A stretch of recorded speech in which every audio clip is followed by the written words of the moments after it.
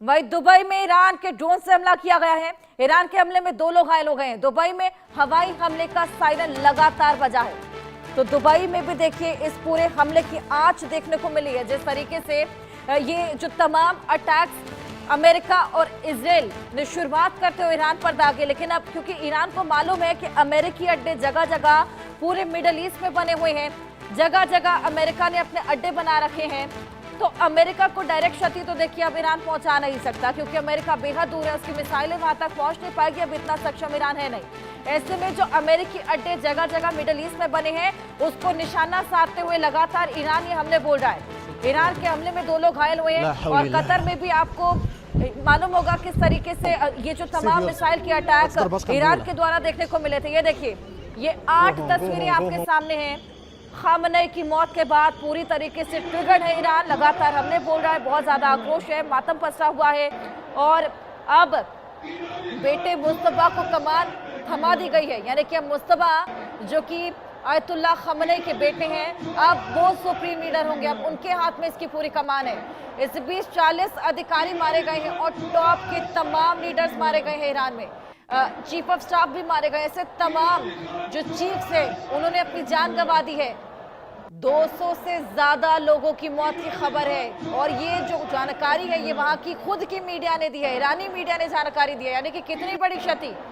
आपको पता है कि 20 ठिकानों पर हमला, हालांकि हमले तो देखिए दोनों ओर से लगातार किए जा रहे हैं। और साथ ही यूएस इजराइल का प्रदर्शन के खिलाफ जो प्रदर्शन है वो भी देखने को मिल रहा है, क्योंकि अब बहुत ज्यादा लोगों में आक्रोश है, लोगों को अपनी जान की परवाह नहीं है। एक और जहां पर लोगों से कहा गया था कि आप अपने अपने घरों में रहे ताकि आप सेफ एंड साउंड रह सके, लेकिन उसके बावजूद ये प्रदर्शन लोग कर रहे हैं, क्योंकि लोगों के अंदर अब वो जो बदले की आग है वो देखने को मिल रही है। अपने खलीफा को खोने के बाद, अपने लीडर को खोने के बाद लोगों में बहुत ज्यादा आक्रोश है। वहीं खामनेई की मौत पर बवाल मचा हुआ है एक तरफ, और दूसरी तरफ आप देखिए कि खामनेई की मौत पर जश्न भी देखने को मिल रहा है लेफ्टिस्ट में। जो तमाम लेफ्ट के लोग हैं जो कि खामनेई को शुरुआत से समर्थन नहीं करते थे, जो उनके खिलाफ लगातार आवाज बुलंद करते नजर आए थे, विरोध करते हुए नजर आए थे, अब वही लोग यहाँ पर जश्न मनाते हुए भी नजर आ रहे हैं। यानी कि 2 तबकों में फिलहाल ईरान बटा हुआ है।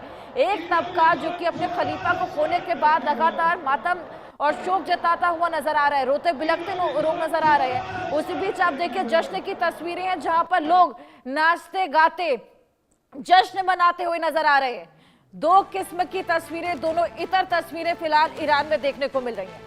दुबई में ये हवाई हमला जिसके बाद से सायरन बजा है। दुबई में आपको बताया कि एयरपोर्ट पर भी एक धमाका देखने को मिला, और उसके बाद से ही वहां का प्रशासन लगातार लोगों को अलर्ट कर रहा है, अपने अपने होटल्स या अपने अपने घरों में रहने की लगातार सलाह दे रहा है। जो तमाम इंडियंस भी वहां पर पहुंचे फिलहाल, उससे भी हमने बातचीत की, उन्होंने भी बताया कि स्थिति फिलहाल शांत है, बहुत ज्यादा पैनिक या कियोस वहां पर है नहीं, और प्रशासन लगातार टाइम टू टाइम सभी को चेक कर रहा है। लेकिन अब धीरे धीरे, क्योंकि हमले तो केवल बढ़ेंगे ही, फिर आगे क्या स्थिति उत्पन्न होती है और उनसे किस तरीके से डील किया जाएगा, इसको लेकर भी लगातार हमारी नजर है।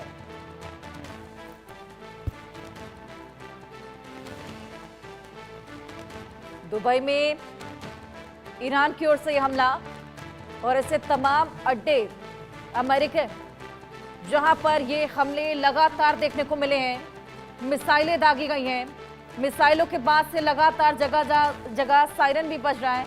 आपको बताया कि ईरान ने तो अपना ड्रोन सिस्टम एक्टिवेट कर दिया है, जिससे तमाम मिसाइलों को और ड्रोन को नुकसान पहुंचाया जा सकेगा और खुद को डिफेंस किया जा सकेगा।